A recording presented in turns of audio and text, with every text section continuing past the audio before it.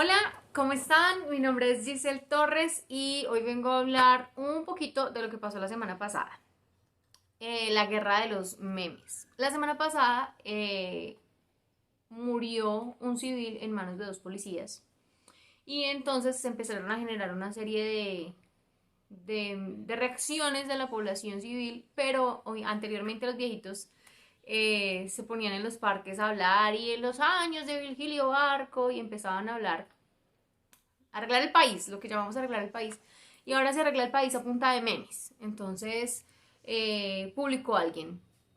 Sí, estos de la fuerza pública que se polarizan, que se parcializan y que deberían defender a la población civil. Entonces vamos y vamos a incendiar los CAIs. Y entonces todo el mundo dice, vamos a incendiar los CAIs. Y yo, pero entonces yo decía, no, pero ¿cómo van a incendiar los CAIs? Es que fueron dos policías, no fueron todos los policías. Entonces salió una señora muy famosa, una muchacha muy famosa, a decir, es que eso no fueron dos policías, es que no es un caso aislado, es que tenemos cifras, datos, números, hay un poco de gente implicada. Entonces yo, uy, sí, uy, no, de verdad que, bueno, sí, entonces sí, la gente tiene razón. Cuando en ese momento, entonces empezaron a subir videos de agresiones policiales a población civil. Y no, y entonces uno se le sale esa Patricia Fernández que lleva adentro y uno, "Y desgraciado", pero luego subían la contraparte del video y era la población civil atacando o desplazando a otra persona y entonces tuvieron, entonces entiende uno todo el contexto. Habían unos que decían que, o sea, una cantidad de cosas, entonces uno opinaba algo y uno iba a decir, no, pero salió el comandante de la policía a decir que perdón. ¿Cómo cuál que perdón? Es que con eso no se arregla nada. Mire, ahí la población civil está haciendo bien al hacer los daños. Entonces yo le provoco, no, pero es que eso es vandalismo.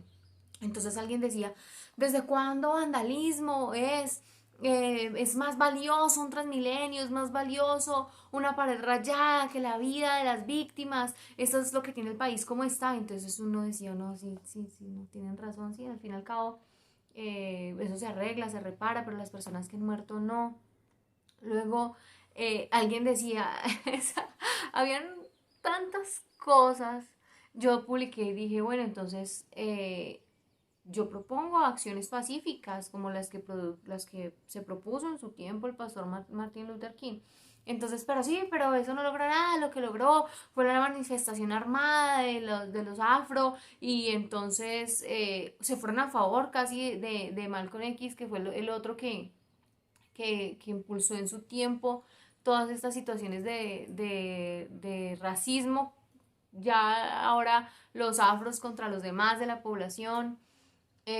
Salió después una mujer que tiene el poder en este momento, una de tantas que fue elegida en el poder, a decir que esa lucha era el segundo Bogotazo. Entonces yo no sabía si se refería porque quemaron Transmilenio y en su tiempo lo que quemaron fue el tranvía, que era uno de los mejores de Sudamérica y desde ahí no se volvió a recuperar, o si se refería a esa toma de la población civil que tiene una incidencia en las ciudades, pero una tasa de violencia mucho más alta en las montañas y que llevó por esa lucha de liberales y conservadores a que muchos niños fueran entregados a la guerrilla para vengarse del asesinato de sus padres.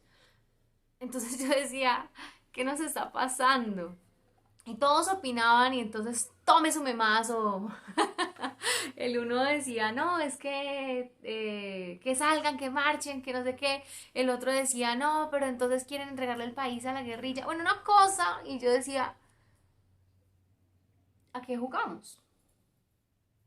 ¿Cómo es que los mismos que se votó en el acuerdo de paz que en el 2014, que se votó, que se habló de cambiar las cosas, de acciones pacíficas, de darle la oportunidad a un grupo de entregar las armas, son los mismos que están ahora motivando al pueblo a tomar las armas y a hacer manifestaciones y entonces dije no, de verdad que es muy difícil opinar en este momento y como estoy en una edad donde soy lo suficientemente vieja como para que mi hijo me diga, mami, ¿qué muñequitos veías en tu época?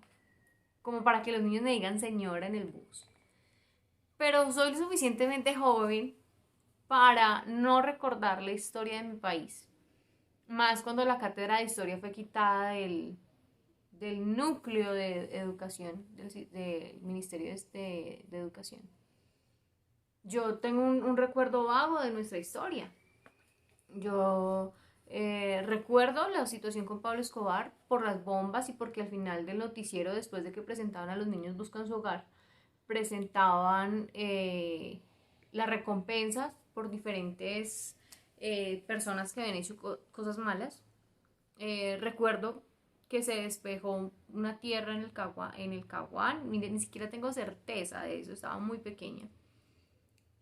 Luego recuerdo cuando el presidente Uribe ganó 2 veces, o sea, 2 periodos, y la implementación de Vive Colombia Viaja por Ella, y que se empezó a hablar de la lucha contra el terrorismo. Luego ya en el 2014, fue en el 2014 lo de Santos, y que ya empezó a hablarse de ese acuerdo de paz, que de hecho Santos le volteó la torta a Uribe.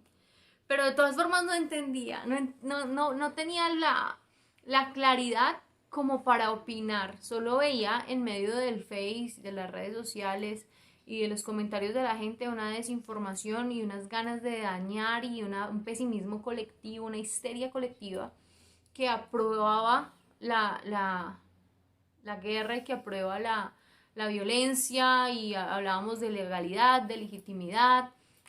Entonces dije, bueno, voy a buscar a una persona que sepa el tema y que pueda de verdad contarnos de qué se trata. Entonces, gracias a Dios, pudimos contactar a un historiador que es doctor, eh, no como los doctores de doctora, ¿cómo está doctora? Sí, hija, venga doctora, no, sino doctor de verdad, doctor, tiene un doctorado en historia y es magister también en historia.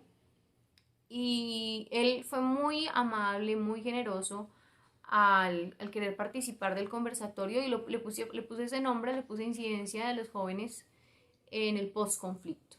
Entonces él nos dio una clase deliciosísima, sencilla, útil, y es lo que les quiero compartir en este video. Y entonces a partir de este momento no voy a hablar de lo que yo pienso, sino de lo que él nos enseñó. Él colocó como título a su exposición el análisis del conflicto armado en Colombia, razones, consecuencias, actores y responsabilidades. Y empezó para empezar. Él dijo que teníamos que entender que Colombia todavía estaba en conflicto, que por tal razón, de manera personal, él no dice post-conflicto, porque de hecho las manifestaciones y los disturbios que hubo la semana pasada o hace 2 semanas muestran que todavía tenemos el país en conflicto, pero que sí le gusta llamarlo el post-acuerdo. Entonces, en ese momento nos dijo que era muy importante fijarnos a los jóvenes que participamos ahí en el conversatorio, que por cierto tuvimos jóvenes de representantes de México, de Ecuador y de 3 regiones del país, de Colombia. Nos empezó a decir esto, nos dijo, bueno, hay que entender el cambio semántico y las implicaciones de ese cambio semántico en las decisiones que toma el gobierno. Entonces, para Uribe, apoyado en el marco de lo que pasó con el 11 de septiembre en Estados Unidos y el ataque terrorista, él utilizó mucho ese ataque terrorista para hacer ver a las FARC y a los grupos subversivos del país también como terroristas. Entonces, el hecho de que no haya un reconocimiento, o el hecho de que haya un reconocimiento de estos grupos armados como terroristas, entonces les quita a ellos unas garantías políticas, y adicionalmente invisibiliza a las víctimas, porque son víctimas de violencia, y por lo tanto, no de violencia como tal, sino víctimas como de delincuencia organizada, y por lo tanto la reparación es económica, pero no se les da voz, ni se les da reparación, ni están amparadas bajo ningún acuerdo de guerra. Ya en el 2014 con Santos se reconoce al conflicto armado y se reconoce que Colombia no tiene una guerra civil, no tiene terroristas, sino que tiene un conflicto armado interno. ¿Y eso en qué está amparado? Entonces él nos decía, Está amparado que cuando se rompe el pacto nacional, los pueblos tienen un derecho a la rebelión. Y ese derecho a la rebelión está en el artículo 35 de la Declaración de los Derechos del Hombre y del Ciudadano en la Revolución Francesa, en la Declaración de Independencia de Estados Unidos en 1779 y en la Declaración de los Derechos Humanos ante la ONU. Entonces, cuando hay un grupo armado que se levanta contra el Estado, entonces dice que el Estado es el enemigo.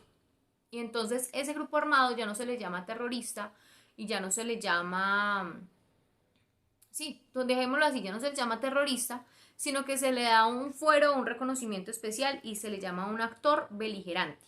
Entonces, eso sí ya lo averigué yo, un actor beligerante es un grupo, una comunidad o una nación que se ampara en el derecho de guerra para realizar acciones bélicas contra un enemigo. Entonces eso quiere decir que en el caso específico de las FARC consideraba al Estado como enemigo. Pero entonces, ¿qué pasa? Cuando se reconoce, cuando hay un reconocimiento de parte del Estado de ellos como un actor beligerante, al mismo tiempo entonces el grupo armado reconoce que el Estado es legítimo y ya no lo ve como el enemigo, sino que hay un reconocimiento del Estado como algo funcional. Entonces, ¿qué pasaba? Antes del gobierno de Santos, lo que pasaba era que se veía como delincuencia común o como terroristas y entonces ellos decían que el Estado era el enemigo. Posteriormente, cuando ya se sientan a conversar, entonces la guerrilla más vieja de Latinoamérica, del mundo, dice, yo reconozco que usted es un Estado y que es legítimo. Y el Estado dice, yo reconozco que usted es un grupo que se armó para, eh, para exigir unas garantías sociales. Entonces, hasta ahí, eso nos explica por qué ellos tienen un fuero diferente al ordinario y una manera de ser juzgadas diferente a lo ordinario. A ellos no les aplica las penas o la penalización de la justicia civil normal, sino que tienen unos actos de guerra y unos acuerdos, que por ejemplo en este caso sería el Acuerdo de Ginebra, que les permite entrar a dialogar sobre los actos de guerra que ellos realizaron. Pero además esto permite que las víctimas sean reconocidas de otra forma. Se les da voz, visibilización, reparación, restitución y se les reconoce como actores políticos también. Entonces hasta ahí empezamos a entender qué fue lo que pasó. Ahora, ¿cuál es el asunto? El asunto es que yo miraba y decía, bueno, pero ¿por qué tenemos que justificar que haya violencia en nuestras protestas? O sea, sí, que el pueblo proteste, pero ¿por qué tenemos que justificar y aprobar que haya manifestaciones de este tipo? Entonces, él nos empezó a explicar qué es lo que produce la violencia, cuáles son las causas de esa violencia y cuáles son los ciclos de guerra que ha habido en el país. Entonces, él nos dijo, hay diferentes ciclos de guerra. Desde la independencia hasta el Frente Nacional hubo 9 guerras civiles en Colombia. El Frente Nacional, que es todo este asunto de liberales y conservadores que surgió en el siglo XIX, tuvieron una guerra de 10 años, que fue desde 1948 hasta 1958, y que se originó con el Bogotazo, con la muerte de Gaitán.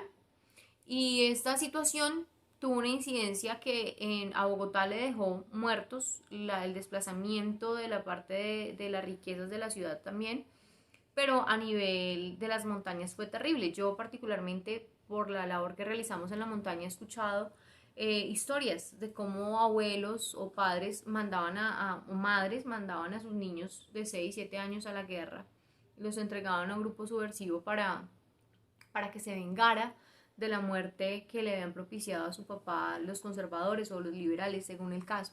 Entonces, cuando escucho a un dirigente político de una de la capital principal de mi país decir que esto era el segundo Bogotazo, yo digo, ¿será que a qué se refiere exactamente?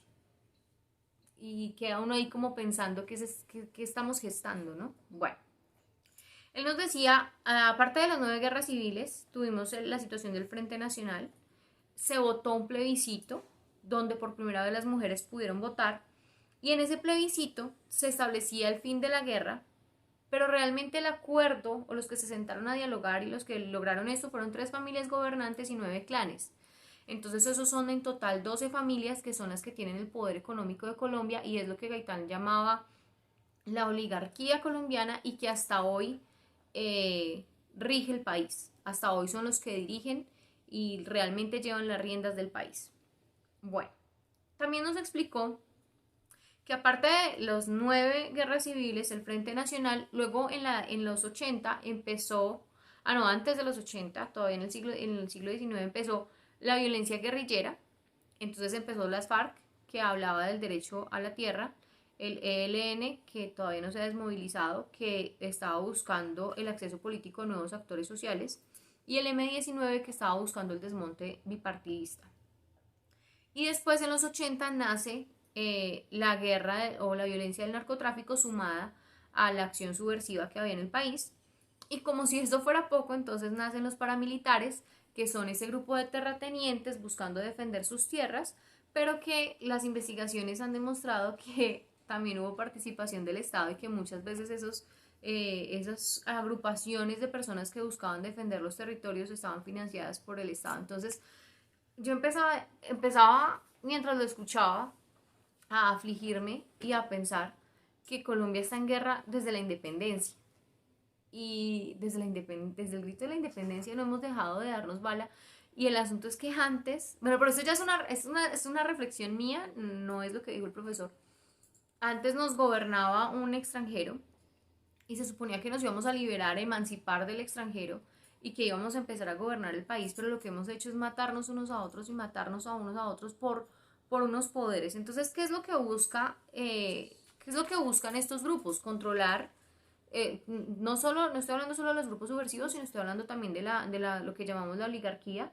La tierra, por ejemplo, en Colombia el 10% de la población, que es lo que llamamos la oligarquía, tiene el 90% del territorio para trabajarlo, y por eso desde el siglo XIX está pendiente la reforma agraria, que lamentablemente lo único que tenemos son como subsidios que la clase pudiente o el Estado le da al campesino colombiano, pero realmente no necesitamos subsidios. Lo que necesitamos es que haya una reforma agraria y que la tierra quede bien repartida. Se requiere la función social del Estado, y que llegue la educación, la salud, el alimento a las zonas rurales, que son realmente las que más vulneradas están en toda esta situación. Pero yo decía, y este ya es mi reflexión, parece que el colombiano tiene una tendencia a las armas, una tendencia a exigir a través de las acciones bélicas. Y cada vez que hay, no es el plebiscito que nosotros firmamos hace poco, que para nosotros es el primero por los jóvenes que somos, pero Colombia ya ha firmado acuerdos tras acuerdos de paz. Acuerdo entre conservadores y liberales, entre los federales, la guerra de los 1000 días, acuerdos ahora con FARC, acuerdos con las Autodefensas Unidas de Colombia. Hemos firmado miles de acuerdos, pero siempre no sé a quién le conviene que el colombiano mate al otro colombiano. O sea, son años de guerra donde no hay un agente externo que nos mate, sino somos nosotros mismos matándonos. Y entonces se nos explicó que el acuerdo lo que buscaba es decir, no nos vamos a dar bala, vamos a generar las condiciones para que entre todos se construya la paz. Y entonces el profesor decía esto: el acuerdo se firmó entre dos actores, que es el Estado y en este caso FARC, pero los constructores de paz somos todos los actores, la iglesia, la sociedad civil, la parte, los niños, los jóvenes, los adultos, todos somos constructores de paz. Ahora, en esa construcción de paz, cuando salimos a hacer algo legal y legítimo, no ilegítimo, o sea, legítimo y legal, como es la protesta, entonces viene un pesimismo que yo pienso que es algo que hemos aprendido porque crecimos y analizábamos en el conversatorio entre todos los jóvenes, crecimos viendo que la forma de hacernos respetar es a los gritos, que la forma de hacernos respetar y de reivindicar nuestros valores y de reivindicar nuestras dignidades es golpeando al otro y dañando al otro y quemando todo. Y entonces empezamos a preguntarnos, las personas, los asistentes a estos conversatorios, si se justificaba o no la violencia dentro de las protestas. Entonces uno de ellos, un nacional, opinaba y decía que realmente cuando se pasaba esto de agresión y de dañarnos unos a otros en la violencia, era mediático, los medios de comunicación le daban una importancia, pero luego la noticia es otra y la cambiamos y entonces ya pasó, como que con cambiar de canal se solucionó el acontecer nacional, pero realmente el problema sigue y continúa. Y yo pienso que hay alguien muy interesado en que el país entre en guerra, hay alguien que se lucra con la guerra y necesita hacer que sintamos ese pesimismo y que sintamos la necesidad de dañarnos y de gritarnos y de quemarnos y de maltratarnos unos a otros. ¿A quién le interesa eso? ¿Por qué se generan esas histerias colectivas para dañarnos unos a otros? Entonces, esa cultura de violencia política en Colombia asume que hay que recurrir a la violencia para lograr un cambio, se ha naturalizado la violencia. Y entonces yo me preguntaba, y este ya es hasta ahí empezamos a hablar, entonces uno de los participantes decía, la violencia dentro de la protesta no es muy inteligente porque finalmente lo que se daña, las aseguradoras lo, lo pagan y la situación queda igual. Sería más inteligente pensar quiénes son realmente los que están manejando los hilos políticos del país, qué, qué consumimos nosotros de ellos y qué podemos dejar de consumir para generar de verdad un desajuste o un desbalance en sus intereses. Una compañera de otra latitud, que es estudiante de negocios internacionales, decía que lamentablemente somos consumidores de quienes nos subyugan. Estoy parafraseando lo que ella dice, que somos consumidores dependientes de lo que esta gente da y por eso el pueblo no despierta y daña lo que le beneficia. Y es ilógico que se dañe un medio de transporte, un joven dañe un medio de transporte y al otro día sea su papá y su mamá el que tenga que someterse a aglutinamiento y más en una situación como la que estamos viviendo de pandemia, porque no hay en qué movilizarse y con eso que se logró. Bueno, entonces empezamos a dialogar y a analizar qué es lo que realmente está pasando y qué nos pasa como sociedad. Y entonces yo admiro y propuse a Martin Luther King como un revolucionario de la acción pacífica, pero hay un ser una persona que tuvo la oportunidad de dirigir las masas y levantarlas en armas, que tuvo la oportunidad de influenciar y porque tenía muchos seguidores hacia la acción violenta y sin embargo cambió el mundo de otra forma y esa persona es Jesucristo y yo quiero analizar cómo él reaccionó en medio de una marcha y cómo él reaccionó en medio de una protesta y esto se da en medio de su captura porque le dieron orden de captura el imperio del momento, los policías del momento se polarizan en contra de un civil en vez de defenderlo. Podría ser una mirada también. Pero cuando viene este traidor, en vez de decirle, cantarle sus tres cosas, le dice amigo. Y yo pienso y digo, wow, ¿por qué le dice amigo? ¿Por qué le dice amigo si es un faltón? ¿Por qué le dice amigo si lo va a vender? ¿Por qué le dice amigo si es un traidor? Y en Juan 15:15, Jesús les dice, ya no los llamaré siervos porque el siervo no está al tanto de lo que hace su amo, los llamo amigos porque todo lo que a mi padre le oí decir, se los he dado a conocer a ustedes. Todo lo que sé de mi padre, todo lo que conozco de mi padre, se los he dado. Entonces, Jesús le llama amigo no porque Judas haya mostrado su amistad, sino porque a pesar de la traición, Jesús decidió seguir siendo amigo de Judas. Y Jesús le dice, de igual forma, todo lo que yo tenía, te lo entregué. Entonces, cuando salimos a protestar, podemos encontrar a nuestro adversario, podemos encontrar a un opositor de nuestras ideas, pero eso no significa que yo tenga que deshumanizarlo y quitarle la dignidad de persona, de ser humano, de sujeto de derecho, independientemente del uniforme o de la comunidad que represente.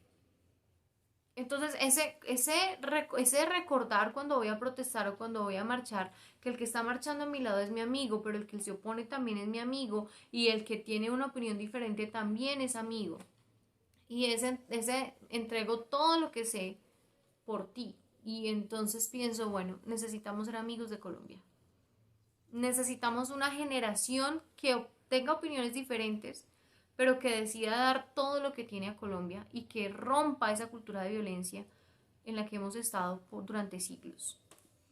Lo segundo que yo veo es que cuando a Jesús lo van a capturar, no lo capturan en plena luz del día, porque recordemos, por ejemplo, en la alimentación de los 5.000, hay 5.000 hombres mal contados, más las mujeres, más los niños, había una gallada, que donde Jesús se levante y les diga, agarran palos y nos vamos a ir contra el ejército, seguramente lo van a vencer y la histeria colectiva sería tremenda. Entonces a Jesús no lo capturan en medio de toda esa tropa, de toda esa gente que lo sigue, sino que lo buscan cuando está solo con los más cercanos a él. Y en medio de esa disputa y de todo lo que está pasando, Pedro saca lo que diríamos aquí en Colombia un machete, saca la espada y le quita la oreja a uno de los soldados. Entonces yo veo a Pedro, yo no me imagino que Pedro le digo, disculpe señor, voy a quitarle su órgano auditivo, pero será un corte liso para que no le afecte los demás órganos. No, lo que pasa es que Pedro tiró fue a la cabeza, tiró a matar, que le quitó fue la oreja. Pero entonces Jesús calma la euforia, toma esa herida y sana al adversario, sana al oponente. Y entonces nos damos cuenta que la intención de Jesús en medio de una histeria colectiva no es que haya guerra. A pesar de que él era el agraviado, a pesar de que a él era el que lo estaba matando la fuerza pública y lo estaba maltratando la fuerza pública siendo inocente. A pesar de eso, Jesús no utilizó la ira, el enojo, la desinformación, el desconcierto de sus cercanos para lastimar a otros. Y eso nos muestra que la lucha no es armada. Una de las jóvenes que participó decía, cuando salimos a marchar a principios de este año y a finales del año pasado, salió gran cantidad de gente, pero cuando empezaron los actos de vandalismo, entonces mucha gente se retiró de la marcha. Y ella decía, porque no es lo mismo imponer que convencer. Y me gustó mucho lo que ella dijo. Ella dijo, necesitamos hacer, yo lo tengo aquí escrito, necesitamos hacer un reclamo social, pero ese reclamo social debe llamar a la reflexión y no a la reacción. Y yo pienso que fue lo que Jesús hizo cuando calmó a Pedro, calmó a los discípulos y les dijo, no es que no es con guerra, no, el que a hierro mata, a hierro muere. Y esa ha sido la historia de nuestro país. O sea, firmamos un acuerdo de paz, se levanta otro grupo subversivo porque nosotros mismos auspiciamos y ese pesimismo de que no va a cambiar, si hay cambio, si hay esperanza, si hay solución. Pero entonces la idea no es ser una Colombia que reacciona, una Colombia que si me gritan grito, una Colombia que si me pegan pego, una Colombia que de disturbios. La idea es promover acciones que lleven a la reflexión, porque de todas formas, hay un meme, hablando de memes, que me gusta mucho que dice, mamá, si matamos a todos los malos quedamos los buenos. No, hijo, quedamos los asesinos. Entonces, si salimos a marchar e imponemos nuestras ideas dañando, quedamos los que estamos haciendo justicia social. No. Y Jesús sabía que las armas no eran la forma de cambiar al mundo. Ahora, hubo una conclusión a la que la mayoría de los ponentes llegaron, de los ponentes y de los participantes fue, es necesario volver a la educación. Es necesario volver a la educación. Es necesario que en los colegios se dé clase de historia de Colombia. Es necesario que los colombianos sepan cuáles son los mecanismos de participación ciudadana a los que tienen acceso. Y entonces Jesús, cuando resucita, se aparece a sus discípulos y nosotros conocemos los 12 discípulos, pero aparte de esos 12 habían más discípulos, o sea, mucha gente. Y entre ellos había guerrilla también. La guerrilla de ese tiempo les decimos haciendo el contexto, los celotes, ¿no? Y creían que podían emanciparse del Imperio Romano a través de las armas. Y ellos que dijeron, no, pues ahora sí tenemos aquí a Highlander. Ya no, él no atacó cuando estaba vivo porque sabía que lo mataban, pero ahora es inmortal, entonces ahora sí vamos a ir con todas. Y Jesús les dice, no, así no va a ser. Así no va a ser. Lo que yo les digo es que lo que ustedes aprendieron de mí, eso enseñen a otros. Hagan discípulos, que en griego, si me permite meter el griego, es hagan aprendedores. Y esos aprendedores enseñen con su vida, con su ejemplo, lo que yo les enseñé. Y entonces volvemos aquí a que la clave no es el disturbio, que la clave no es el hierro contra el hierro, que la clave no es seguir en esta cultura de violencia política, que la clave es levantarnos con educación, no pueblo contra pueblo. Y entonces terminábamos el conversatorio haciendo esta pregunta desde su campo, ¿cómo puede construir la paz? Y volvemos a la misma reflexión. El acuerdo lo firmaron dos actores políticos, Estado y FARC, pero la paz la construimos entre todos. Entonces, desde tu campo, ¿qué acciones de paz puedes realizar? Un geólogo que nos acompañaba dijo, yo tengo acceso a la población rural y yo puedo enseñarles a tener casas sustentables, a cuidar el medio ambiente. Un estudiante dijo, yo puedo ayudar a los niños de mi comunidad que sus madres tienen que trabajar, tienen que salir y los dejan solos, yo puedo hacer actos de recreación, de cuidado, de educación. Eh, Nos dijeron es necesario enseñar a pensar a la colectividad, no tener pasividad, porque cuando hablamos de una marcha pacífica no estamos hablando de pasividad, pero estamos hablando de acciones pacíficas que generen cambio. Entonces otro participante decía, en algún país lo que hicieron fue dejar todos los carros en una avenida y bloquear el país y la gente se fue y dejó los carros ahí hasta que el gobierno tuvo que hacer algo. Otra participante de otra latitud de Sudamérica, en Ecuador, ella dijo, lo que hicieron las personas ante el alza de la gasolina fue dejar de usar el transporte público y la ciudad colapsó, el transporte público no funcionó más y fue parecido a lo que pasó con las negritudes. En Estados Unidos cuando se dijeron nos ponen en la parte de atrás del bus, pues no vamos a usar el bus y entonces empezó a quebrar la industria eh, de movilidad y tuvieron que repensar las cosas. Eh, muchas acciones nos hablaron los jóvenes y nos dijeron, un país que ha estado en guerra y que ha estado en violencia necesita aprender a reaccionar con calma, necesita tener desde la parte psicológica, porque tuvimos psicólogos, tuvimos geólogos, tuvimos licenciados en relaciones, en negocios internacionales, tuvimos el doctor ah, al doctor en historia, licenciados en pedagogía, licenciados en educación, estudiantes, licenciados en teología. Entonces ellos decían, todos podemos construir la paz. Y yo pienso que nuestro país merece cesar de un pueblo que se impone a través de las armas y que nosotros podemos ser amigos y reconocer a nuestro adversario ideológico como amigo, que necesitamos reconocer que puedo dar lo mejor de mí a Colombia, que al igual que Jesús puedo hacer mi lucha de forma no armada y puedo calmar los aires de quienes piensan que es tirándole a la vida del otro que se puede lograr una transformación. Pienso que así como Jesús ordenó hacer discípulos y esa orden dada hace 2000 años ha traído un cambio a muchas familias, incluyendo la mía. También si nosotros como colombianos construimos la paz desde nuestras profesiones, desde nuestras áreas de desempeño, desde nuestras competencias, podemos construir una esperanza y un futuro para nuestros hijos. Le dejo este panorama y espero poder volver a hacer una conclusión o poder seguir dialogando en medio de todo lo que está pasando. Le pido a Dios que no se organice otro grupo subversivo. Le pido a Dios que los que están interesados que el país esté en guerra no encuentren como excusa el acontecer nacional para dañar más.